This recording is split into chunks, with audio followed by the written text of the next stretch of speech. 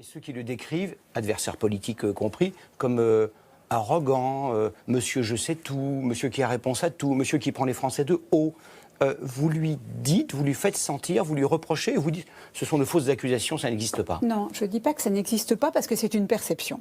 Donc si c'est une perception qu'ont plusieurs personnes, il y a quelque chose, effectivement. D'ailleurs, vous en avez parlé, bien. Vous lui avez dit. On en parle, mais j'arrive pas bien à cerner exactement ce qui donne cela.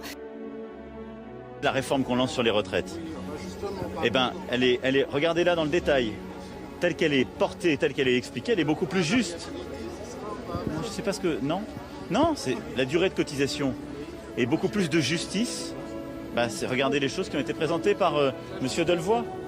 Mais on peut être juste vers les gens si aussi on produit, voilà. Mais vous êtes bizarre dans le dialogue. Vous appelez au dialogue, mais vous dites je suis pas d'accord avec vous, puis vous partez. Tout au long de cette période, la violence était telle qu'il n'était pas possible de d'un seul coup dire on arrête les LBD, on désarme. Parce que dans quelle situation nous serions-nous mis? La celle peut-être de ne plus pouvoir tenir telle préfecture qu'on voulait brûler. Moi j'ai été dans la préfecture au Puy-en-Velay.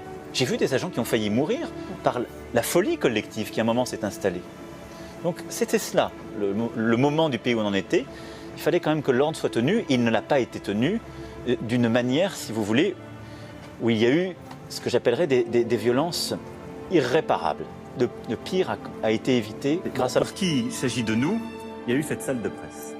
Et au fond, vous avez vécu ça comme un président de la République, si je puis schématiser les choses, qui vous disait si vous voulez travailler, il n'y a qu'à traverser la rue.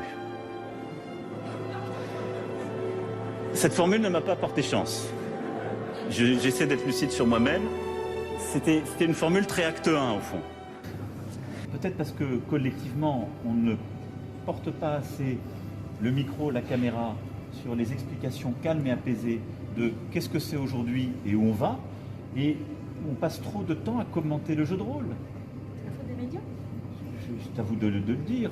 Mais enfin, on fait beaucoup trop. Il y a toujours eu des grèves, et il y en aura toujours sur ces sujets-là. Ce qui est important, si vous voulez que les Français comprennent, il faut pouvoir leur expliquer. Donc il faut que chacun explique, pose des questions, et qu'on explique qu'est-ce que c'est le système aujourd'hui, qu'est-ce que c'est le système de demain, et comment on y passe. Voilà, comme on est en train de le faire là, calmement.